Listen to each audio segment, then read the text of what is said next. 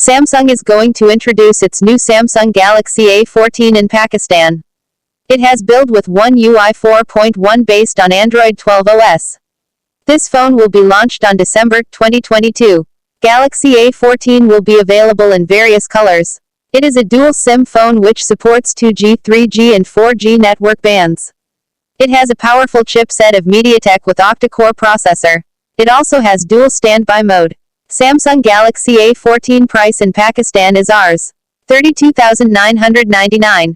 It has large display of size 6.5 inches IPS LCD capacitive touchscreen with Corning Gorilla Glass 5 protection.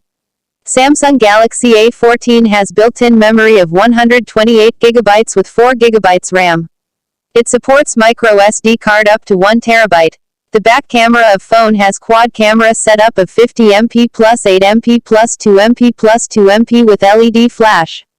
The front camera of the phone is 8 MP. The battery capacity of the phone has 5000 mAh with fast charging.